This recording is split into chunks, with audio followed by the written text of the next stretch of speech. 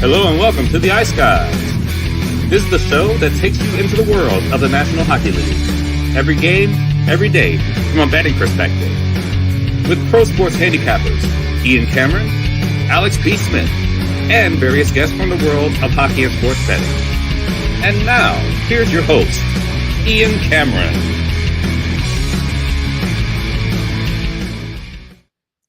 Welcome to the Ice Guys, presented by Boston Hemp Inc. Thursday, not July, holy shit. Let's get it together here. Thursday, May the 9th. I'm skipping ahead. Apparently, the Stanley Cup's already been awarded. It's not July. It is Thursday, May the 9th. Ian Cameron. And look, it's a Robinson on the show, but it ain't Maddie. It's Ryan Robinson joining us here on a Thursday. And it's funny, just as we were about to start the show, we knew Ryan was going to fill in for his brother Matt, who's still in Las Vegas. Sure enough, there's a Matt Robinson sighting in the chat just before we start the show. It's really uncanny with you guys. When Matt's on the show, there's Ryan in the chat. And when Ryan's on the show filling in, there's Matt in the chat. Like I said, you guys are like flies on shit here. You know, you're a package deal. You know, it's just when you see one, the other's not that far behind. You're a package deal, pretty much. But Ryan, thanks for joining us and filling in. Good to see you. Yeah, thanks for having me on. It's good to be here. Matt and I have pretty much always been like that. Even though he's older, we've always been tight at the hip, especially when it comes to hockey stuff. So it's great to be here. I love watching the show and watching you guys. So it's awesome to be on. Yeah, no doubt. We've got another great card tonight. Two huge games in the Stanley Cup playoffs. They really are huge games because even though the one team is up 2-0 and the other series, the Colorado's up only 1-0, I think if both home teams lose tonight, they're in big-ass trouble, both of them.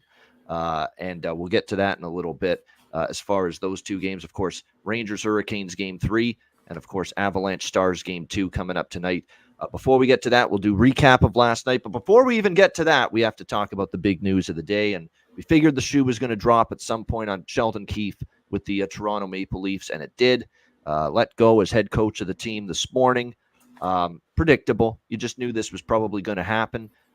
It's Brad Treliving's first off season where he's got the chance to really put his stamp and his fingerprints all over this hockey team. And I think he's going to. Now he gets a chance to hire a head coach of his choosing. Remember, he inherited Sheldon Keefe from the Kyle Dubas days. So he's going to get the chance now to pick his new coach. This is not at all a surprising decision. We kind of figured this was going to be the end for Sheldon Keefe, especially the way he was talking, of course, at the end of after the ouster in Game 7 against Boston, saying, you know, the Leafs have team set it up for the Leafs to beat themselves. That was kind of a quote where he kind of figured, hey, I'm basically going to be donezo anyway, so might as well call it like I see it. And then sure enough, on Monday, too, he just said, I accept full responsibility. I didn't get the job done. And just when you hear that from a coach after a season in the goodbye, the postseason media availability, when he says something like, you know, I didn't get the job done, that's pretty much a quote right there that resonates like, hey, he's not going to be back. And sure enough, just a couple of days later, he gets let go. So the Leafs searching for a new head coach. I'd be absolutely surprised at this point if it's not Craig Berube. I think he's the overwhelming favorite to be the new head coach. Now, obviously, it could be someone else. I wouldn't put it past them to be interested in. They want, I think, someone that's experienced, someone that's been in the NHL before, and someone is specifically that's won and had success in the NHL as a head coach. So to me, I always thought coming into this coaching search, you know, if they let go Keefe, and we pretty much knew they would, that they'd be targeting Berube and even Joel Quenneville. I wouldn't totally rule that out. Joel Quenneville wants to get back into coaching. He's ready. He said it on a bunch of different interviews. He's, you know, another guy that's won a Stanley Cup, just like Craig Berube. So I think those are two very high up in the pecking order, candidates here for the job here with the Toronto Maple Leafs. But one thing I want to say, though, on the way out, and look, I think for Brad Treliving, this is just the first step. I know there's people panicking saying, oh, here we go. They just fire another coach or they're going to keep things the same. I'd be shocked if they keep things the same. There is going to be a shakeup to the core four. There has to be. You can't run back Marner, Matthews, Nylander, Tavares, Riley, core five if you include Riley. You can't run that back exactly the same for the 8th, 9th year in a row when you have one playoff series victory to show for it. You just can't do it. And I think Brad Treliving is smart enough to realize that. So there will be a shakeup. Someone from the core four is going to get moved. As long as that player, whoever it is, agrees to waive their no trade clause, I think there's going to be a shift in the core four. It has to happen. I think it still will happen. I wouldn't panic if I'm a Leaf fan saying, oh, all they're going to do is fire another coach. No, I do think there's going to be a change. I have to give Sheldon Keefe all the credit in the world. He did a great job. I know it was all regular season success, but his win record in the NHL was absolutely outstanding. He just did a tremendous job in the regular seasons. The playoffs, again, like Babcock before him, and so many Leaf coaches, not the same level of success, but certainly did some great things with this team, especially in regular season hockey. And the way he said goodbye and that goodbye message that he posted on social media earlier today was just wonderful. It's just classy. It's graceful. It's just a really, really well thought of, very, very great gesture, for him to put that video out there and say a proper goodbye to the Leaf fans and Leaf Nation, and thank everybody for giving him the opportunity, saying it was a dream coaching for the Toronto Maple Leafs, and taking responsibility for, I think, the millionth time it feels like this week, with him saying, I didn't get the job done. No excuses. I accept responsibility for that. So to put that a goodbye message together on social media earlier today, Sheldon Keefe, just a class act. And I wish him all the best in the future. This is a man that deserves another head coaching opportunity. And lo and behold, we're already hearing rumblings the New Jersey Devils are interested in Sheldon Keefe as their next head coach, and will probably be interviewing him. I think that's a solid fit. A young team, a team that's got certainly a lot of talent to work with. Sheldon Keefe, a team that's now looking to have a good regular season because they had a bad regular season this year. And we know that's not an issue with Sheldon Keefe. He can get you a hell of a good regular season. And so that doesn't sound like a bad fit, in my opinion. Keefe to New Jersey. Again, that doesn't mean it's going to happen, but there's definitely some interest with the New Jersey Devils in Sheldon Keefe. And certainly I wish him well. And I think he'll be in the NHL as a head coach again at some point. There's no question. It may be sooner rather than later. Ryan, what were your thoughts on Keefe? Yeah, that's something that's been talked about for a while. Obviously, you like you said, I kind of feel for him. Being the coach in that organization, you're just always under the microscope, it seems. I'd almost compare it to the Dallas Cowboys. Nothing you do is ever good enough. You seem to have a curse. The team has struggled in the playoffs. It's tough in Toronto. The media and the fans are so demanding. But yeah, I thought he did the best that he could with what he had, and that's a tough spot to be in. I also agree. Like, what's that quote? The definition of insanity is doing the same thing over and over and expecting different results. Like, that core four has so much talent and so much, or core five, if you want, so much potential. It's just, I don't know if they need a different style of coaching to shake things up. I don't know, if one of them needs to be moved. Just so much superstar talent there between, Matthews, Marner, Nylander, Tavares, the list goes on. But yeah, I thought he did a good job. I feel bad for kind of how it ended, and also for Leafs fans, if they got through that round, who knows what would have happened in the Florida series. You obviously see Boston take game one. So it's I thought he did a good job, and I'm interested as well to see who they go after next. I think Berube is intriguing. He won that Stanley Cup, and like you mentioned, maybe they need someone that's been there and won a Stanley Cup and been through those deep playoff runs. So I don't know. It's going to be interesting. I know there's a lot of coaches available right now, but I watched the message that he sent out on Twitter as well before the show, and I thought it was sincere and heartfelt. So you always feel for a guy like that. Yeah, it's not fun to see anyone lose their job, because I know if I was in that spot losing my job, I'd want people to feel a little sympathy for me, and I'm sure, and I feel that way for Sheldon Keefe right now. There's no doubt. And like I say, he's going to get another opportunity, I believe. And like I said, with New Jersey among teams that are already interested, it could be, like I said, sooner rather than later. But you mentioned this with the Leafs. We have not seen a Stanley Cup since 1967. We've seen one playoff series victory for the franchise since 2004. So basically following the first lockout, which was 2004-2005, they've won one playoff series. And coaching instability and coaching turnovers probably part of it. I've got the coaching history of the Toronto Maple Leafs in front of me right now. And since the great glory days where coaches were there for like 10 years, where they had, Dick Irvin Sr., coached the Leafs in the 30s. Hap Day was there for 10 years. They had obviously the great Punch Imlach, where they had all that success in the 60s, their last cups. They had the 3 cups plus the 1967 cup with Punch Imlach there. He was there for 11 years, 12 years actually as the coach. But since Punch Imlach was no longer the coach after 1969, look at all the coaches this franchise has had. You had John McClellan, you had Red Kelly for just 4 years, you had Roger Nielsen for 3 years, and at the time, Harold Ballard, the owner, wanted to put the bag over his head and introduce him as a head coach after already firing him. So that was a shit show. Floyd Smith for like 2 seasons, Joe Crozier for like 2 years, Mike Nicoluk for 3 years, Dan Maloney for 3 years, John Brophy for 3, George Armstrong for 2, Doug Carpenter for 2, Tom Watt for 3, even the great Pat Burns, who led them to 2 conference finals. He was only there for like 4 or 5 years. That's it. And then he was gone. Nick Beverly for like half a season. Mike Murphy for 3 years.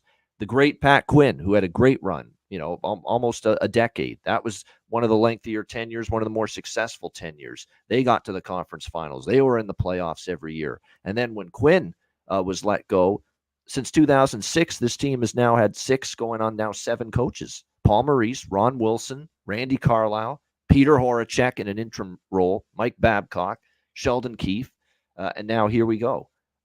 Next up, maybe Craig Berube or whoever it ends up being. So a lot of coaching instability. You mentioned the Dallas Cowboys. Since Tom Landry and Jimmy Johnson, in football, it's been a lot of disappointments and a lot of coaches really in the last 25 years. Barry Switzer, Jan Gailey, Dave Campo, Billy Parcells, who is actually did have a decent amount of success there, but again, couldn't get them over. The Wade Phillips, the Clapper, Jason Garrett, and of course Mike McCarthy now. So coaching instability and lack of championships, lack of playoff success. I think they kind of coincide, with one another, and certainly you can say that about the Toronto Maple Leafs. There's no question. Let's look back at last night. It was another entertaining night of hockey. Bruins and Panthers. Well, the final score, was never in doubt at the end. Florida ends up with a big bounce back effort, 6-1 against the Boston Bruins. Look, I'm disappointed. I'm not disappointed I didn't bet Florida. I'm disappointed I didn't see the value to bet them, because I did figure Florida would win. I figured they'd bounce back, but I just didn't love the value enough. And I was, especially when you consider how good Jeremy Swayman has been playing for the Boston Bruins. But what was the difference last night for the Florida Panthers? They got the inside part of the ice. They got that loose change, those rebound pucks in front of the net. They were winning those battles for those loose pucks, and that was all the difference in the world. More traffic toward Jeremy Swayman, and it was just a much harder get to the inside position type of effort that was required from the Florida Panthers, and they delivered that in the victory. Alexander Barkov leading as a captain should.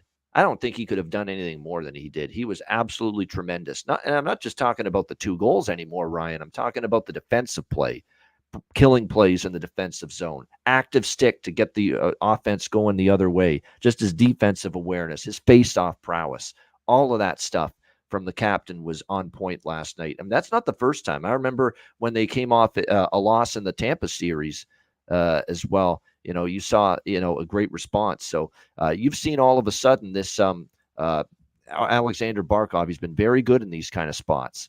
When we've seen, obviously, Florida off a subpar performance and the way he would play, that last night's game 2 performance from him, which they won 6-1. It's funny. It reminds me of the game 5 performance against Tampa, where they lost game 4, 6-3, and they won game 5, 6-1. Same score to close out that series. Barkov was amazing in that game. Same thing last night. Of course, it got off the rails and it just completely disintegrated into a Royal Rumble, if you will, in the third period. Tons of scrums, tons of bad blood. And the headline development, I guess you could say, was Matthew Tkachuk and David Pastrnak dropping the gloves, 2 of the star players on each team. That was so awesome to see. It's just the fervor of the Stanley Cup playoffs where, we're sick of each other. We're division rivals. We played a 7-gamer last year in the first round. I'm getting sick of you. You're getting sick of me. Let's settle this shit right now on the ice and square off. And that's exactly what Pasternak and Tkachuk did. I love that Pasternak was like a fucking grade 2 student asking his teacher, can I go to the bathroom on the bench there before that fight happened. He did. He asked Jim Montgomery, is it okay if I fight Matthew Tkachuk? They showed it on the bench, and Montgomery said, yeah, it's fine. Go for it.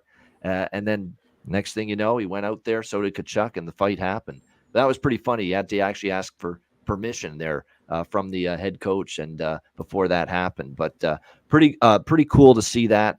It's just the emotions and the heated nature, of a Stanley Cup playoff series, especially between 2 teams that are as familiar with each other as the Bruins and Panthers are. So that was awesome to see. But, it's back to the drawing board for the Boston Bruins. I will say this, though. There's got to be, and I'll get to this with Vancouver fans as well, some Vancouver fans as well, before their epic comeback, of course. And I'm sure they changed their tune after that. But I'll get to this with the Canuck fans, and I'll say it now, too, about the Bruins fans. If you think Jeremy Swayman shouldn't start the next game, you need your head examined. Okay, they are not here without Jeremy Swayman. Jeremy Swayman's not why they lost last night. You give credit for Florida. I didn't see a lot of tying up sticks in front of Swayman from the defense for the Boston Bruins. I didn't see a lot of boxing out in the crease area from the Bruins last night with a lot of those Florida goals. What's a guy to do? And a lot of those shots were, for instance, there was one shot, too, that was right from the point. Couldn't even see it. Could Jeremy Swayman. That was the difference. Florida just made life more difficult. They had to. I thought game 1 was a little too easy. There wasn't enough screens. There wasn't enough traffic. There wasn't enough second, third effort to get to loose pucks in front of the net like there was last night from the Florida Panthers. That was the difference, and now it's going to be up to Boston. And people thinking that we're pulling Swayman and we're putting Allmark in, that means, we go back to Allmark now. Not a chance. There's not a chance that's happening. By the way, did you see how Allmark played in the third? He gave up a couple. So, yeah, there's not even a question here that Jeremy Swayman is going to be the Game 3 starting goaltender Friday night for the Boston Bruins, because they're only here at 1-1 with Florida in the second round. They don't beat Toronto without Swayman. Don't get it twisted. They do not beat the Toronto Maple Leafs without Jeremy Swayman playing like he did. So there's absolutely zero chance that they are switching goalies. This was to get him rest, get some much needed rest, because he has played a lot of games consecutively, and that isn't something that we saw a lot for Swayman because they went with that rotation during the regular season. So it's rest, have him sharp, have him mentally, physically fresher for Game 3. That's what it was. And I think you're going to see Swayman be a lot better in Game 3 on Friday night. But Ryan, what were your thoughts? Panthers tying up the series. Yeah, I expected that. I was on Florida money line as well as their team total. I thought they, had to have a bounce back game. As you spoke about Barkov, I mean, he's such a complete player and just a great player that franchise has built around throughout the years. And then at the end, seeing Tkachuk and Pasternak, how spirited, like the emotion and the passion. It's crazy. I saw on Twitter, those two combined, it's, almost 200 points or whatever, 180 points. Like those are big time players, and seeing that out of Pasternak, you can't say the guy doesn't care or, is soft. He's going after Tkachuk, who's a pretty tough guy. So it was fun to watch. It was, like you mentioned, I think watching it from, a fan's perspective that didn't have a dog in the fight. Some of those goals, Boston, McAvoy lost this guy on one of them. They weren't great at boxing out. A couple of them, they didn't really help out Swayman. So I completely agree. They should go back to him. He's got them there. It's a nice problem to have if you're Boston, having two goalies like that you've alternated. And, I would only consider, going to Ullmark if maybe Swayman lost 2 or 3 in a row and really struggled, but he's been solid. And, he's been a guy that has bounced back usually after a loss and maybe given up more goals than he would have liked. So I thought it was a very entertaining game. Obviously, Florida pulled away with it, but I kind of expected that out of them. They made it to the Eastern Conference Finals last year for a reason. They're a good team. Paul Maurice is a great coach, and you had a feeling, they were going to fight back in some way, shape, or form. And to see that response out of them, if you're a Florida fan, you have to be pretty happy. They dominated puck possession most of the game, and all three areas of the ice, neutral zone, offensive zone, defensive zone, they were the better team for the full 60 minutes. So it's also kind of interesting. That's 2 games in a row now that the team has scored first and got out to a lead has, given up 3-4 straight goals. So it's funny to see the parity in the league. Lead is never safe, even in the playoffs. But yeah, it was an entertaining game. I enjoyed watching it from a fan's perspective, and I think that series could go 6 games, maybe 7, but it's 2 great teams battling it out that are fairly evenly matched with some star power. But it was a really good game for me, honestly, to watch. So there's a lot to like about it. I love the coaches in the postgame, Jim Montgomery and Paul Maurice, saying we loved it about Tkachuk and Pasternak, the nastiness. Jim Montgomery saying I loved everything about it. It was great. And Paul Maurice saying it's just, things got spicy. Teams are kind of sick of one another. And things just got a little contentious. Nothing wrong with that. Fans got their money's worth, Paul Maurice said in one of his quotes, too, after that game. So it's playoff hockey. That's why we love it. It's emotional. It's intense. If these guys are playing for keeps, okay, getting your name on the fucking Stanley Cup means a lot, okay? And they're standing in your way, and of course you are standing in their way. So things are going to get nasty. Things are going to get mean out there sometimes and contentious. And there's going to be hatred when there's teams that play each other as much as the Bruins and Panthers do in the regular season. Plus, you have the 7-game series history from last year. No wonder, the tempers are boiling over and blood's boiling at the end of that game last night. And for Boston, it's setting a tone, after getting drubbed in that game and trying to make sure that you tell Florida, hey, we're not going anywhere. We're going to be back in Game 3 at TD Garden on our home ice tomorrow night, and we'll be ready for you. The other game was nuts. Edmonton and Vancouver, especially the third period. My first thought, too, is at the very beginning of the game, how do you start that game like that if you're Vancouver? Just like with Carolina against the Rangers, just like with Dallas against Colorado, especially in the second period of that game 1, where you take penalties against these teams with elite power plays, and you're just asking for trouble. You're asking to lose. You're writing the blueprint to your own demise is essentially what you're doing. And for the Vancouver Canucks to start that game with a bonehead mental blunder, too many men on the ice penalty, and give that power play that chance right away. And of course they scored on it, because it always seems those are the dumbass penalties like that. Too many men in the first shift of the game are the ones that end up biting you, and the ones that the opposing team ends up scoring on. And sure enough, Zach Hyman gets them going with that power play goal. Edmonton makes it 2-0, even though from a 5-on-5 standpoint, wasn't that bad of a period for Vancouver. They had their chances. There was a breakaway chance for Garland that was stopped by Skinner in that first period. So it was a bad start for Edmonton. It was really turnovers that led to the second Edmonton goal. I don't know. Ian Cole just made it a beautiful assist, essentially, on that Edmonton goal with that giveaway he had that led to that second goal. So it was turnovers, it was giveaways, and it was just that brutal way to set the tone for the series with that too many men penalty against an elite power play. But credit to the Canucks and credit to Rick Tocchet and the coaching staff. They have done this before with this team where it looks like Vancouver's in big trouble. And they've managed to just keep playing and eventually claw their way back into the game, and in a lot of cases win, because they've had a lot of comeback wins this year.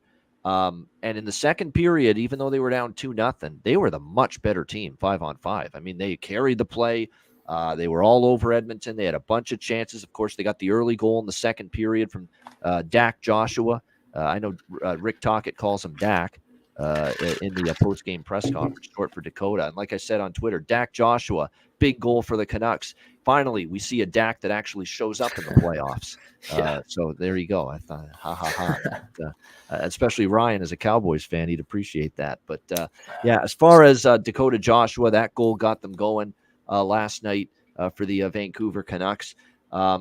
And then it looked like they were tying it. They were close to tying it 2-2. And then, bam, all of a sudden, point shot from Cody Ceci. It's 3-1 Oilers. And then just seconds later, look, Artur Shilov's, I feel he'd like to have that one back. But at the same time, once that puck just takes that little glance off the stick of Tyler Myers, it just changes the angle ever so slightly and can throw a goaltender off. So I'm not putting it all on Shilov's that he gave up that 4-1 goal. But that was the goal I thought was very, very difficult to give up for Vancouver. I thought that was, at the time, maybe the goal that would end it for them, down 4-1. But they got it to 4-2 before the end of the third period, and that was enormous, that Lindholm goal. It was enormous to get that goal, give them a little momentum going into the third. And then in the third period, they picked up right where they left off at the start of the third. They were the better team 5-on-5. Edmonton did not have a shot on goal until about 14 or 15 minutes into the third period.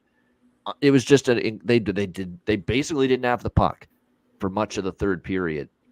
They weren't in the Vancouver zone very much. Of course, Vancouver was pressing. Skinner was holding the fort initially, but then the beautiful tip by Miller to get it going, to really get the comeback going. JT Miller making it 4-3, just a beautiful play, beautiful redirection, no chance for Stuart Skinner. It was a tremendous game from Nikita Zadorov, with big-time hits, jumping up into the play, and, of course, scoring with that big-time clapper from the blue line to beat Stuart Skinner and tie the game 4-4. That one was, a goal where it was just a great shot. I don't think Skinner saw it all, so you can't really fault him for that. The one you can fault him on was the crowd's going nuts. The game's tied, clear momentum on Vancouver's side, and then the seconds later, it is Connor Garland who does the old open up the goaltender's wickets and then slide it through just with that fake shot. It was just a terrific move, terrific goal. Skinner's got to have it, though. You can't bite on the pump fake like that, or on the fake shot like that, but he did. It opened him up. Garland found the 5-0 and 5-4 Canucks. The building's going nuts. Don't you forget about me. La, la, la. That great song after every goal there. The crowd's going nuts. 5-4 Canucks. And Edmonton had some chances late, but Shilov's, look, for not his best game, but he made some saves late. And the shot blocking display at the end of the third period to hold on to that victory by Vancouver. The shot blocks by Brock Besser. The shot blocks by Ian Cole, who made up for some of the gaps earlier in the game. How about JT Miller? I know the Spit and Chicklets guys, they roast one of the Pasha, I think is his name, for saying JT Miller's not any kind of big-time performer or any kind of guy you'd want on your team in the playoffs. I think he's looking at terrible for that take right now with what JT Miller's doing. He's scoring big goals. He's blocking shots. He's doing the things away from the puck. He's showing that he's a heart and soul player at this time of year. He had like 2 or 3 shot blocks there in that final sequence. Tremendous stuff from JT Miller and the Canucks. What an incredible, epic comeback. Down 4-1, and they come all the way back to win 5-4. That was a beautiful game for me, other than the first period, both teams to score. We didn't hit that, but everything else pretty much. First period over, the over 6, which was my best bet on the show yesterday. And look, that's 4-0 to the over in game ones here in the second round. That's something to remember when we get to game 1 of the next round, too, the conference finals, that when we get to these first games, the defensive intensity is not there. Teams have had a little bit of a layoff. They're not as sharp, especially with the puck, and that creates turnovers and more scoring chances. So 4-0 to the over with game ones in this round. That's something you want to file away and keep note of in the back of your mind for the future. But incredible job by the Canucks, and they've got resilience. They've shown it all year. They've shown it in games. They showed it in the Nashville series when they were down by 2 and came back to win, Ryan. It was just a great comeback. And for Edmonton, look, they're kind of like Dallas. These two teams are in the same boat. It's not devastating. You can still win the series. You're only down 1-0. It's only one game. But Dallas, that's a fucking missed opportunity, being up 3-0 and losing that game. Edmonton, that's a missed opportunity last night, being up 4-1 and losing that game like you did. So got to bounce back from that. Absolutely. They're similar to Dallas. The next game's going to be huge. Like you said, it's not the end of the world, but it's definitely a missed opportunity, especially for Edmonton being on the roads. It's taking home ice back, but I mean, they can still, if they win the next game, it's 1-1 going back home. You got to feel good if you're in that position. But yeah, I wish I would have taken the. I almost talked myself into taking Vancouver live down 2 goals. There's a saying that 2-goal lead is the worst lead in hockey. For whatever reason, it seems that you get up 2 goals and you're a little bit nervous. You take your foot off the gas a little bit, and then sure enough, it's 4-3. And after especially that tying goal, you kind of felt that there was going to be a really hard push in the third period by Vancouver. You could kind of see it building up. And sure enough, in the third, they took that game by storm. Edmonton was on their heels quite a bit. That was a really nice Connor Garland's goal is beautiful. I love that move. Obviously, a fake shot, get Skinner to bite. Maybe you think he's trying to roof it and then slide it 5-hole. But I just felt that as the game went on, it was Vancouver seemed to get to their game a bit more. You mentioned it, the Brock Besser block shots and JT Miller showing up. It was a frustrating start, as you mentioned. I don't know if they were, not mentally prepared or what, but it kind of seemed you'd almost rather have that happen in the first 5 minutes than the last 5 minutes, of the third period. But it seemed they got to their game more as it went on. They were more tight checking and shut down Vancouver's offense. I think a big key for them, which I'll talk about in a little bit with Dallas too, is Colorado and Edmonton. Their power plays are lethal, and I think that's going to be the Achilles heel for Vancouver and Dallas as well, in my opinion. If you take stupid, unnecessary penalties, mental errors like the too many men, and you load up those power plays with the talent they have, that's what's going to get you in trouble. I think 5-on-5, Vancouver has a great depth, can play with anyone, obviously, and same with Dallas. But if you load up, 2 of the best power plays with, superstars that the Oilers have and the Avs have, that's where you get into trouble. So as the game went on, Vancouver tightened up. Hopefully they learned that lesson. You can't take unnecessary penalties against the best power plays in the league. So I think it was a great game, very entertaining. I was on the over with you as well, so that was awesome. And I think as all these series go on, similar to last series, I think game 1, game 2, game 3 lean more over.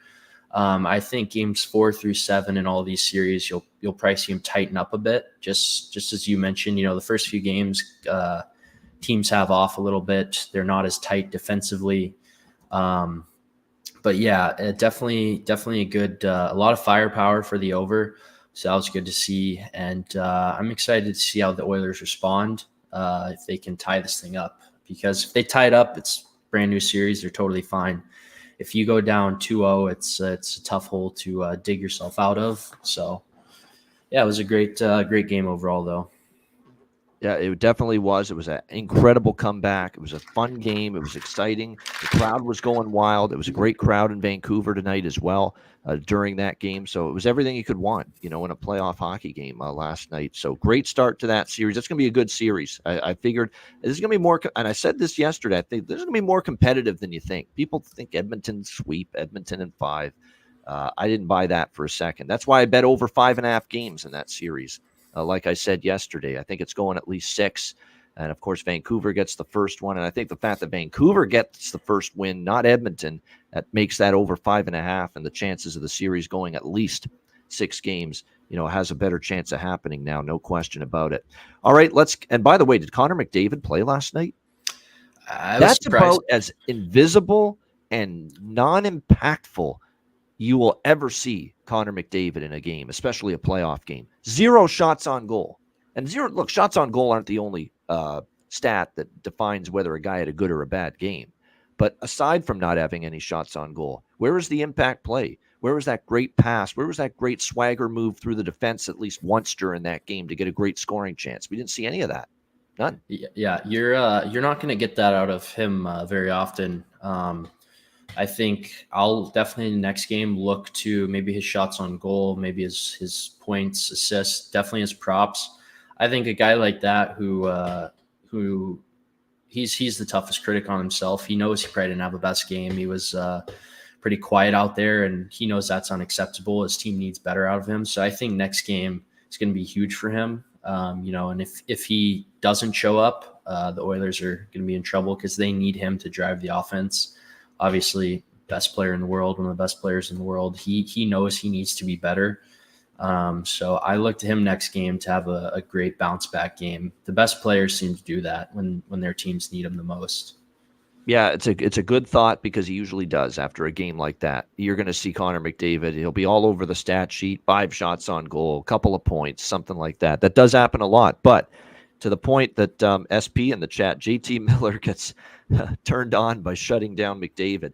He does take on the challenge of facing that guy, and he relishes it, JT Miller. And you got to give him credit. But like I said, we'll see if that can be done. Again, moving forward in this series, like I said, you'd expect McDavid to have a much better game and a response to what happened last night to his Edmonton Oilers after that Game 1 loss last night. All right, let's get to tonight's action. We got 2 big games in the Stanley Cup playoffs. We begin with Game 3 between the New York Rangers and the Carolina Hurricanes. We've got the Hurricanes minus 160. Home favorites here, despite being down 2-0 in the series, 5.5 being the total in this game.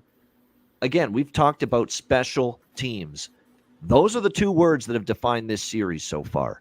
Carolina's inability to stay out of the penalty box and Carolina's inability to kill the Ranger power plays. The penalty kill has struggled. The question is, at some point, when is there going to be a balance more toward in line with what we saw in the regular season special teams-wise with these 2 teams? Because if you were to base the performance in this series of the special teams of both teams, you would not think it would be this lopsided in favor of the Rangers. Because the Carolina Hurricanes had a second-ranked power play in the NHL during the regular season. The number 1 penalty kill in the NHL during the regular season. It's not supposed to be this way, that the Rangers are just supposed to own this team in the special teams department. But that's exactly how it's played out here in the first 2 games of this series. So it's going to be interesting. How is this game officiated, especially now that we're shifting scenes now to PNC Arena in Raleigh, North Carolina? That crowd will be a big boost for the Carolina Hurricanes. They always are. They are a tremendous playoff crowd. Say what you will about how that building is in the regular season, but in the playoffs, that home ice for Carolina is always very strong. Will it give them the boost they need? Rod Brind'Amour is making the change in goal that I thought he might, and I think he should. It's time. I think it's time to give Pyotr Kochetkov an opportunity, and he is going to get the start tonight, his first start of the playoffs here for the Carolina Hurricanes. You know I believe in this guy. I think he's the future. He's going to be the number 1 goalie for this franchise for a very long time to come, and we are going to see how Pyotr Kochetkov fares here in this first game of the playoffs. Freddie Anderson needs – now, Rod Brind'Amour phrased it this morning to the media that this is to give Frederik Anderson a rest. That's why Pyotr Kochetkov is starting tonight. I don't think that's fully truthful and transparent, and I'll tell you why. Because if Pyotr Kochetkov goes out there and plays awesome tonight, outplays one of the best goalies still standing in the playoffs right now, Igor Shesterkin, and they win this game and they get back in the series, there's no fucking chance in hell you're seeing Freddie Anderson in Game 4. I don't care what he says about rest schmest, as far as I'm concerned. You're not going back to Frederik Anderson if Kochetkov has a incredible performance tonight and leads this team to victory. So we'll see. Like I said, it's Kochetkov in Game 4, I think, if he wins tonight. If he loses tonight, and then I could see them going back to Freddie in Game 4, and him, following through on his declaration earlier today that this is just to give Freddie Anderson some rest. So again, this is a great opportunity for Kochetkov, try to spark the team. It's not that Freddie Anderson has been terrible. I've said that in this series. We're not going to say, oh, he's been awful. That's why Carolina's down 0-2. No, they've taken too many penalties. Their team penalty killing hasn't been good enough. It's been eaten alive by the Rangers' power play in this series. And more importantly, Shesterkin's been so awesome that nothing Freddie Anderson could do in the first 2 games would have measured up. Really, it's that simple. He is awesome. He's been incredible, Shesterkin. 54 saves in the Game 2 double overtime win. And Freddie Anderson gave up the 1 soft goal. And look, he only gave up really 1 truly, truly bad goal. in this entire first 2 games, Freddie Anderson. But even just one really bad goal is one too many when you're facing a guy like Igor Shesterkin on the other side of things. So, and then in game 2, I thought the more that game went on, I thought Freddie played well. But again, he gives up the goal through the wickets on the power play in the double overtime period to Vinny Trocheck, and he doesn't make that one extra save that Igor Shesterkin has made throughout this entire series. So I think it's just, this is not Freddie, you suck, sit down. This is Freddie, you know what? We need a spark. We need a shake-up in net. We need a shake-up in the team. You've been good, but Shesterkin's been better. We're going to make the change. That's what this is, I think, here for Carolina here. And we'll see if it works. I think they come out flying, Carolina. The question is, how do you want to go about it? I'm going to dabble in a bunch of different positions here. First period puck line, Carolina, which you can get around. I think it's still a pretty decent plus price on that with the first period puck line for the Hurricanes to come out strong. Remember the Rangers on the road, a little bit of a different story at times for them historically, including in the playoffs. And remember, there was a series with the Rangers and Hurricanes where the home team was dominant throughout the whole series. So the plus 165 for Carolina puck line in the first period, I'm intrigued by that. Carolina to score a goal in the first period at minus 160, split with a little over 1 team total in the first period. Do a little bit of that. You think at some point there's going to be less penalties. There's going to be greater discipline, especially for Carolina, not take as many penalties. And if that happens, it's going to tighten up at some point. But you look at Carolina and the Rangers, they've been first period over machines throughout these entire playoffs. 2 games have gone over the total in this series. There's been way more speed and way more, I think, open ice type of play and just trading of chances than I think a lot of people thought coming into the series. You got a Rangers power play that's on fire, and I think Carolina's power play probably due for some improvement and positive regression now that they're back home. So I think this could be a spot where we could get a 2-1 and a 3-1, but I'm not totally buying into that. So I'm going to sprinkle as well on the over bifecta here, over 1.5, over 5.5. I don't love it like I did, especially in game 1 or game 2 for that matter. Actually, in game 2, I only liked the first period over. This one, I'm going to go back to it, though. We somehow, some way, we find these teams are getting quality looks. They're getting quality chances. Does the pace slow down? We'll see. Does the number of penalties slow down? We'll see. But I'm going to get in on the over bifecta. Not huge bets, but I will get in on that, plus the puck line for Carolina in the first period and the team total split with the over 0.5 minus 160. Got to lay some juice with that, but I do feel good they get a goal in the first 20 minutes. And then, of course, the over 1 as well at a plus price. And then for props, I'll get to those in a moment. But, Ryan, what do you think here? What do you like for Game 3, Rangers, Hurricanes? There's a lot of stuff I like here, honestly. That plus 140 is a great price for New York if you like them. I agree with you. Carolina comes out flying. I think Rod Brind'Amour is a great coach. He has them ready. That rink and rally is great home ice. The fans are crazy down there. I like first period Carolina puck line or their team total. Starting off fast is important. We saw it in the last round with teams. If they'd lose a game, the next game they'd bounce back fast. I also like the first period over. I think these teams have a lot of firepower. It's been an over series. With Kochetkov, you don't know if he's going to come out and be great, or if maybe he's a little shaky early on. So I don't hate that first period over. There's a lot of props I like as well. Jarvis Point, Nature's Point, Gensel. If you're gonna win in the playoffs, especially you need to win at home. Your big dogs have to be your best players. So I think they have big games if Carolina's going to win. And then I agree that minus 160 is pretty. I think that's crazy to lay just straight up. But I actually like Bet365 has I do a lot of same game parlays on there. So I found Carolina, if you like Carolina but you don't want to lay 160, I found parlay with Carolina money line paired with Jake Gensel 2+ shots and Alexi Lafreniere 1+ shot. First game, Laff had 2 shots. He had 5 shots last game. Gensel's had 5 shots in each of the first 2. So those 2 have been letting it rip lately. I don't think 1 and 2 shots is too much to ask out of those guys, especially with, the hot sticks they had last game. So I might throw that together. But yeah, this first period is huge for Carolina. I think they need to set the tone. So I agree with you. Those maybe the puck line, the first period over, team total first period, stuff like that. If you want to make a statement and you want to get your foot back in the door, you need to come out hot. And there's no better place to do it than at home. So I'm looking for a little bit higher of scoring first period. Yeah, there's a lot of stuff that makes sense there that you mentioned, including the props. Yeah, for me, I think, look, he shoots I've noticed this too. Martin Necas for Carolina moving to the country. He's going to meet me, Marty Necas. Martin Necas for Carolina.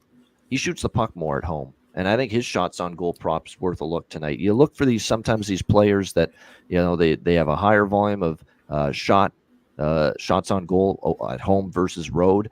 And Martin Necas is one of those guys. So it's 2.5 at like -135. It's a very reasonable price. So, Martin Necas maybe to get a goal as well. To me, there's one situational player prop that I really, really like for Carolina. You can never argue with Aho, especially on home ice. You can never argue with Jake Gensel, especially on home ice, especially the way they played in game 2, even though they lost in overtime. But I think this needs to be a redemption to himself, redemption to his teammates game tonight for Andrei Svechnikov. He's on the top line with Aho and Gensel, so he's getting the opportunities, but he's been undisciplined. He's been taking too many penalties, really hasn't made a massive, impact moment yet in this series for the Carolina Hurricanes, other than taking penalties and hurting his team and making them shorthanded. He did have an assist in game 2, but like I said, he's been in the box for 2 penalties in each of the first 2 games. I think for him, it's time to redeem yourself. Remember, the last time Carolina played at home, I think it was the clinching game against the Islanders, which was a huge game for Carolina. He scored in that game. So I just think situationally for Svechnikov, it's time to make some amends for some of the undisciplined play I had for the 2 games at Madison Square Garden. So a +270 on Svechnikov to score a goal tonight. If you want to play it safe, -140 for him to get a point. Maybe even go one step further, over 1.5 points. At a really nice plus number as well for Svechnikov tonight in this game. Those would be props that interest me. Now, this is Ryan, folks. This is not Matt Robinson. So don't be careful with the Stefan Nason stuff.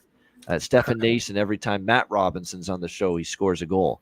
But there are people liking Stefan. And look, he is still out on the power play. So I actually don't mind taking a shot maybe with him to find. I like Jarvis for sure. He seems to show up in games like this. It wouldn't shock me here.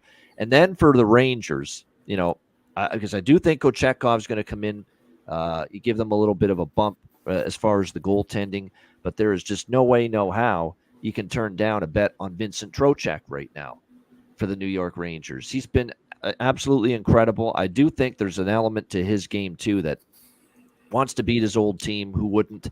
But he's been amazing. And the goal prop is where you should be going. He scored in 5 straight games going back to game 2 against Washington in the first round. So that's 5 straight games with a goal for Vincent Trocheck. It's 2, 4, 6, 8, 9 points in the last 5 games for Vincent Trocheck.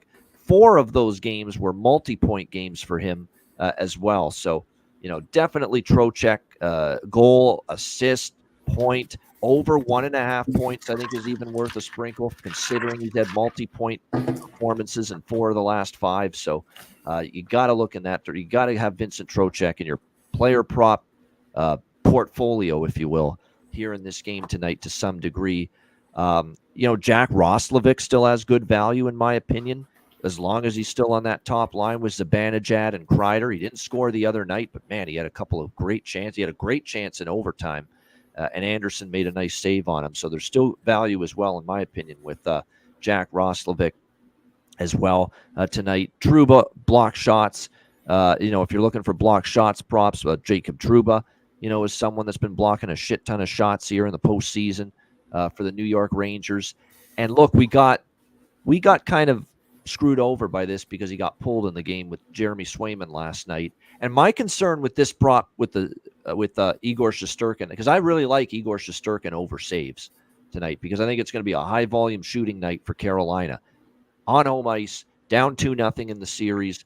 I really like the over saves prop on Igor Shesterkin. My one fear is that for as amazing as Shesterkin is, that Carolina is just so in his crease, in his kitchen, firing from everywhere, and they have the Rangers so off kilter that even they're able to light him up a little bit tonight, and he gets pulled for rest purposes, much like Jeremy Swayman did last night for Boston. That's the only fear I would have with the Shesterkin over saves, that we might look, if Carolina, let's say they jump on the Rangers early, 3-0 or 4-0 or something, first period or halfway through the game, there's definitely going to be some serious thought from Peter Laviolette to pull Shesterkin, give him some rest, put Jonathan Quick in there to finish the game. So, that is definitely the one concern, but it's not enough of a concern for me to not bet Igor Shesterkin over saves. And with how well he's playing, he may be bombarded with 35, 40, 45 shots again tonight, which wouldn't surprise me, but he may be good enough right now to not let it get to 3-4 goals against in the first period or in the first half of the game, because he's that dialed in right now for the Rangers. So, and by the way, I want to mention one last thing. If all these Carolina looks early in the game cash, let's say I cash the first period puck line Carolina, the team totals in the first period for Carolina, I'm going to probably bet the Rangers live, because they're going to be a heck of a price at that time. We've seen crazy comebacks here in the Stanley Cup playoffs already. So that's the approach. Carolina early. If I cash in, then we could come back and maybe grab a little New York Rangers live money line, because, we've seen these playoffs be the playoffs of the comeback, a bunch of times. And already in this round, we saw Colorado down 3-0, beat Dallas 4-3. We saw Edmonton last night up 4-1 on Vancouver, and Vancouver comes back and wins. So, like I said, that's definitely something that I'll be maybe interested in as well, if Carolina gets the jump and the early quick start on the New York Rangers. All right, the second game tonight, West semifinal, game 2, Colorado Avalanche, Dallas Stars. Dallas minus 130, home favorite, 6.5 the total. Again, just like we talked about with Edmonton, Vancouver, Colorado, it was a great first period for Dallas. They did everything right. They had power play chances. They cashed in. And then they just opened the door to Colorado coming right back into that game, which is penalty after penalty early in the second period. And sure enough, the first 2 Dallas penalties in that second period, 2 power play goals for Colorado. It completely changed the momentum. It completely got the Avalanche back into that hockey game. And after that, it was not quite the same. I mean, Dallas, they were stuck. They just couldn't. They didn't have the puck much in the second period and early in the third.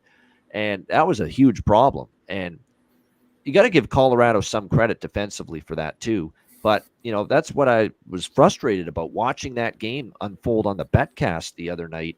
Like, I still don't know how good Georgiev and the defense are, because they just didn't have the puck and they didn't shoot in the second and in the third period, Dallas, of that game. Colorado had the puck all the time, it seemed, until overtime, when finally it looked like Dallas was starting to get the offensive zone time, shots on goal, chances. And in that overtime, you do have to give Alexander Georgiev credit for a guy that we still have our question marks and our doubts about. He had to make a couple of great saves in overtime, Georgiev, and he did. So credit to him for that. They get a partial breakaway that Colorado makes good on, courtesy of Miles Wood, and they end up getting that overtime win. Look, Dallas was down 2-0, losing the first 2 games at home against Vegas, came back and won the series in 7. So if they lose tonight, they're not totally out of it. But to me, this is more important to avoid a 2-0 hole in this series than in Vegas, because of the altitude, because of just how much Colorado gets that pace and that offensive onslaught going on home ice. You don't want to play with that kind of fire again for a second straight series if you're the Dallas Stars being down 2-0 in this series. So this is definitely more of an important game 2 win. I'm not as sold on them being down 2-0 and coming back in this series like they did against Vegas. I think this is very important here for the Dallas Stars tonight. I want to go back to look, that game 1 was very good to me, because the majority of my wagering action was the over trifecta in that game. The both teams to score in the first period fell short. but we had the over first period. We had the over full game. I like both of those. I had Dallas team total over 3.5, and wouldn't you know it, they have 3 goals in the first period. They don't score again, the rest of the game, and that team total falls short. But I'm going back to that tonight. A Dallas team total over 3.5. Put it this way, I don't want Dallas minus 130 or minus 135, which it's up to now. If you like Dallas to win, I don't think they're beating Colorado in a 2-1, 3-1 game. They're probably going to have to get 4 because I don't know if they're going to shut down Colorado. No one's shutting down Colorado right now. Like, you go back to the Winnipeg series, Colorado now has scored 4 goals or more in every playoff game so far. Every playoff game, Colorado has scored at least 4 goals, including game 1 against Dallas the other night, which is why I think if Dallas is going to win tonight, they have to put up 4. Because as much as we all love Ottinger, we think the blue line for Dallas is better with Tanev. In fact, we know it is. But gosh, Colorado is just executing at such a high level right now, or even with Tanev and that blue line and Heiskanen and Ottinger. I don't know if they're going to completely shut down Colorado. I don't know if Colorado's playing at a level at the moment where they're capable offensively of being shut down. That's how good they are right now. That's how amazing that power play is in particular. So the way I see it, if Dallas is going to win, if you like Dallas to win and even up the series, and I think they do have a chance to do that tonight, take the team total. Don't take the minus 135. Don't lay a price like that. Sweat it out. Just focus on Dallas getting the 4 goals they need, probably to have their best chance to win this game. So for me, Dallas team total over 3.5. It's a very good price. It's plus money. You're talking a really good plus price. Pinnacle's got it at plus 112. So that's a really good price with that Dallas team total. And I'm probably going to do over again. I don't like it as much, but we have to also recognize that regular season games were filled with pace, high scoring. And I still remember and I'm sure Ryan does, Stars fan, Dallas and Colorado in the bubble a few years ago in the Stanley Cup playoffs. They played a playoff series against one another a few years ago. Damn near every game, I think, except game 7 of that series went over the total. Like, it was just one higher scoring affair after another. I'm not saying every game is going to be like that in this series, but I'm going to go over 6.5. Don't like it as much as game 1, but I am going to go with the over 6.5 once again in Avs Stars here in game 2 tonight, along with that Dallas team total over 3.5 plus 112. Ryan, big night for your Dallas Stars, trying to tie up the series. What do you think? Game 2, Colorado, Dallas. Yeah, I feel really good about it. Obviously, it was frustrating not being able to close out that last game. But thing I've noticed is, Colorado's big 4, Rantanen, Nichushkin, McKinnon, Makar. Those guys drive so much of the offense, and they're lethal on the power play. 5-on-5, I thought Dallas obviously dominated the first period. Second period, shot themselves in the foot with those two penalties. If they can stay out of the box, I definitely like it. Like them a lot more. And then the third, start of it started slow, but as it went on, they controlled most of it. There was a span in that overtime before Colorado scored. Dallas had, it felt like it was in Colorado's zone for 5 straight minutes, just, cycling them, wearing them down. But unfortunately, all it takes is, one goal in overtime. Colorado went down and scored. There's a lot I like, though. As a Stars fan, I've watched this. This will be game 90 or 91, whatever it is that I've watched this year. So I feel really good about them. There's a lot of, I'm going to be on different props and stuff like that. First of all, Mason Marchment coming back. That's going to be good for them. Huge. Yeah, that's yep. Sagan, Duchesne, and Marchment, when they've been together most of the season, they've been pretty lethal. And, they're either, some nights they're the third line, some nights they're the second line. I'm definitely going to look at some of his props. Rope Hintz has been, quiet as well. I know for a fact he's battling through an injury, so he's not 100%. But I look to him. Colorado plays a different style than Vegas, obviously, and I think Vegas had some great defensemen, big, heavy guys. I think this style that Colorado plays might favor some of the top Dallas players a little bit more, like in terms of getting opportunities. Vegas played a very shutdown, heavy, in your face type of game that Colorado's a little bit different. They're more run and gun, speed, skill, firepower. So I feel good about Dallas. I'm going to be on the team total for sure. I'm also going to be on the money line. I think I got it last night at minus 115 or minus 120, something like that. Couple things, block shot props are obviously always a great choice. TNF had 4 blocks last game. Miro had 4 blocks. Harley had 4 blocks. Essa Lindell had 2.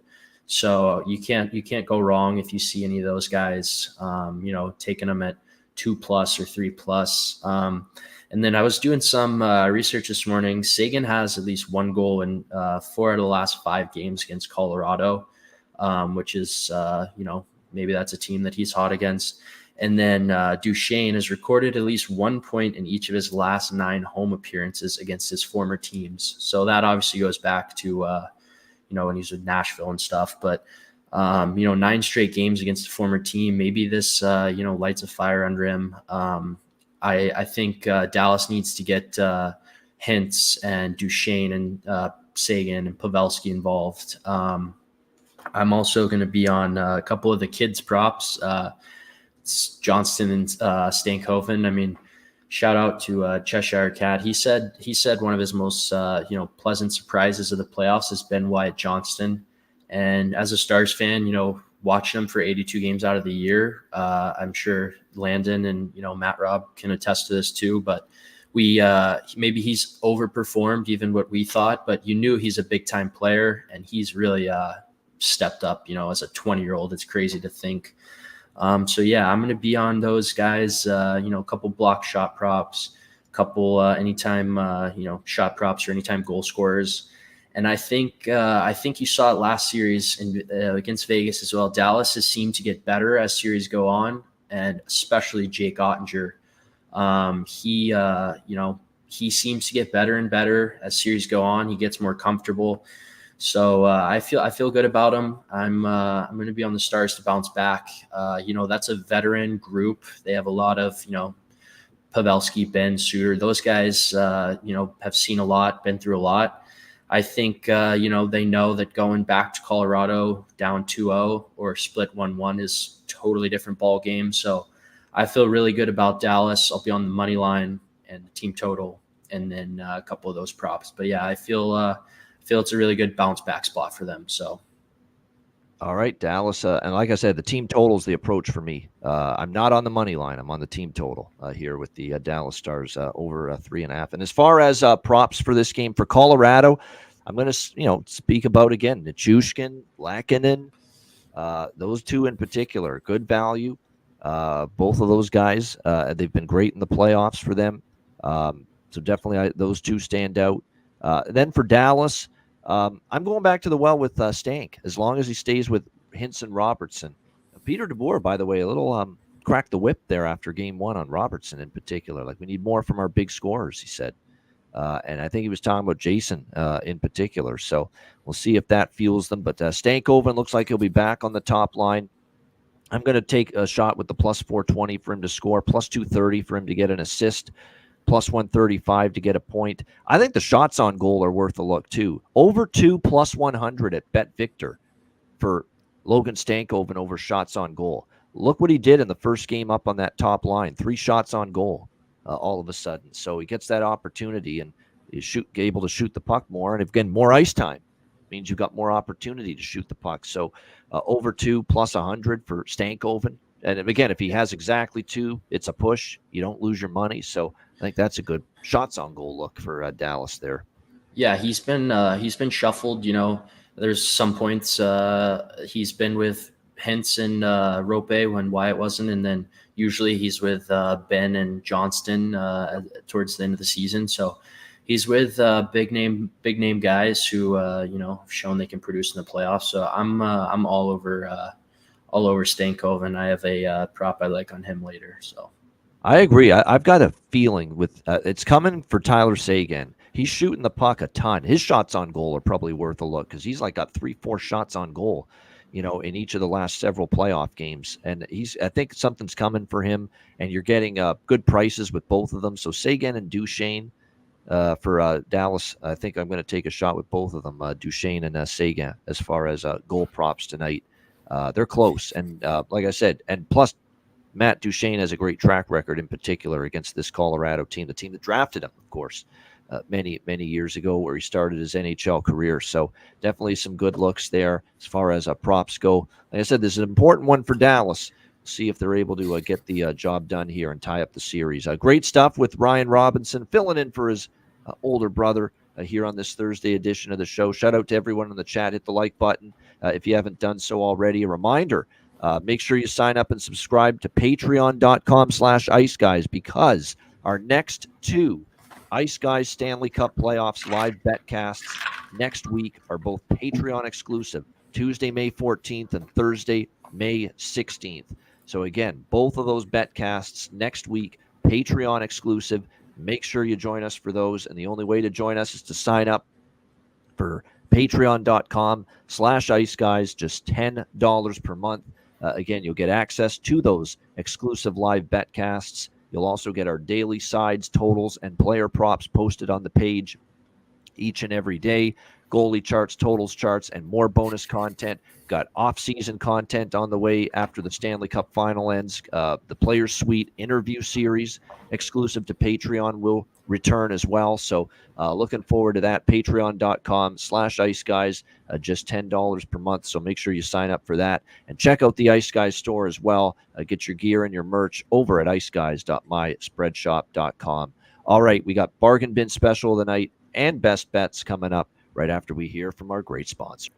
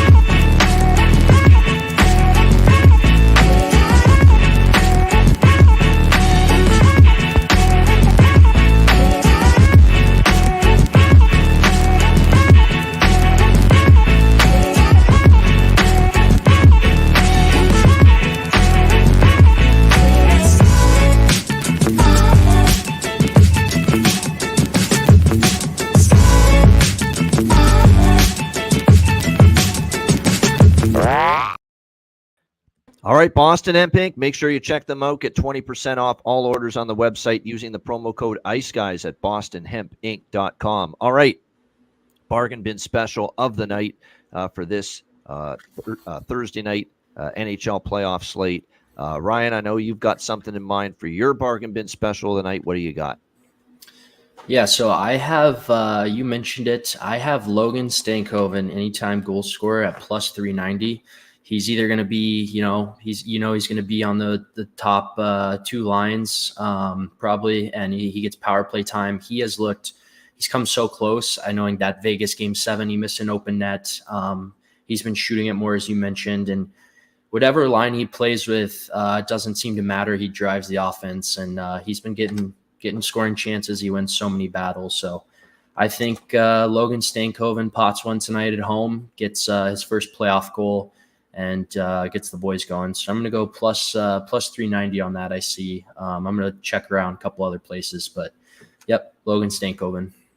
All right. I used him as my bargain bin special of the night in Game 1 of this Colorado-Dallas series. So hopefully better returns tonight with our guy Logan Stankoven. So plus 390 for Ryan Robinson with the bargain bin special of the night. My bargain bin special of the night is also going to be from that game, and it's also going to be a Dallas Stars player. And I was going back and forth because I think both of these guys are close to scoring. They had chances in Game 1. I was going back and forth, Seguin or Duchesne for Dallas. And just because the price is a little bit better on Duchesne, I'm going to go with him. Matt Duchesne for the Dallas Stars, plus 365 at Betano. It's plus 360 at the Score Bet, plus 340 at DraftKings. So still some very good prices out there. Matt Duchesne, who's got great track record against the Colorado Avalanche as well. So Matt Duchene, Colorado Avalanche plus 340, or not for the Avalanche, for the Dallas Stars, Matt Duchene plus 340. That's going to be my bargain bin special of the night for this Thursday slate. Yeah, Marchment was a consideration too, but I don't always love backing players the first game they come back from an injury. Sometimes, I think sometimes they just need another game to get their footing again. That's the only reason I didn't make. I'm going to bet Marchment 100% because he's a playoff performer, but that's the reason I didn't make him my bargain bin special selection, just because it's his first game back. But I do think he's worth a bet. Plus 380 I'm seeing out there with Mason Marchment tonight. Yeah, I do think that's worth it. I wouldn't touch Hintz right now. Hintz said that. I couldn't believe it. I was losing it. I mean, he had that great chance, and he doesn't even hit the net. You have to hit the freaking net there. This is Alexander Georgiev. Make that man make a save in that incredible spot he was in, right in the slot the other night, and didn't even hit the net. You're right. Hintz is gripping that stick a little bit right now with his offensive confidence at the moment. All right. No lack of confidence for us with best bets. Best bets have been pretty good this week. We'll see if we can keep it going. Ryan, we'll start with you. What do you like for best bet? Yeah, I went back and forth in a couple things. I'm going to, I kind of agreed with you earlier that I feel good about Dallas, but if they win, I don't really see it being a 1-goal game. I think it'd be a 2 or 3 goal game, whichever team wins. So I feel good about them. I went back and forth at, first period puck line, have a hot start. I'm on their money line. I feel good about them, but I think best bet, I'm going team total over 3.5 for Dallas. I saw it at plus 110. Might be able to find it a little bit better price at some other places. But yeah, I'm going to go Dallas team total. They got 3 in the first. Last game kind of slowed down. But I think they come out shooting. They come out firing. Getting Marchment back is a big bonus, to their lineup. They have 3 offensively dangerous lines now. So couldn't agree with you more. They need to shoot on Georgiev, test him early. So yeah, I feel good about them getting 4. Even if they get 3, maybe they hit the empty net. So going Dallas team total over 3.5 is my best bet. And a good price with that. Dallas team total over 3.5 plus 112 in and around that range for Ryan with his best bet. My best bet, I was going to go with one of the Carolina first period looks. I honestly like them to score a goal most of all, but it's minus 160 to minus 165. It's pretty juicy. I don't mind laying juice when I think it's worth it, and I do think it's worth it, but I'm not going to go with that for best bet. I'm going to be a little riskier with best bet here and go with the puck line. Trust that Carolina can get a lead after the first 20 minutes, because if they don't lead after the first 20 minutes, they're in trouble for this game, and they're probably in trouble for this series. So it's imperative to have a strong 20 minutes. Rely on Kochetkov. Let that be a spark for them. A little bit of a shake-up in the positive for the Carolina Hurricanes. I don't really love Carolina for anything full game, but I think early we do see them throw a big punch. So let's go with the puck line here. Carolina, first period puck line, -0.5, plus 165. It's certainly a great price. So we'll go with that. Canes first period puck line, get the lead after 20 minutes. Then I don't give 2 shits what they do after that. But just get the lead early. That's what I'm going to look at here. Carolina first period puck line for my best bet for this Thursday. All right, that's a wrap. Thanks to everyone for joining us. Great job, of course, by Ryan Robinson filling in for his brother Matt. Shout out to everyone in the chat. Hit the like button on the way out. A reminder, the Ice Guys is live 7 days a week, Monday to Friday, 2 p.m. Eastern, Saturday and Sunday, noon Eastern. If you can't watch the show live, download the Ice Guys podcast in audio form on all major podcast platforms, Google Podcasts, Apple Podcasts, Spotify, Stitcher, iHeartRadio, Amazon Music, and more. Download the Ice Guys podcast when you can't watch the show live. For Ryan Robinson, I'm Ian Cameron. Have a great Thursday night. Enjoy the games and good luck, and we'll be back with you tomorrow on a Beantown Friday edition of the Ice Guys.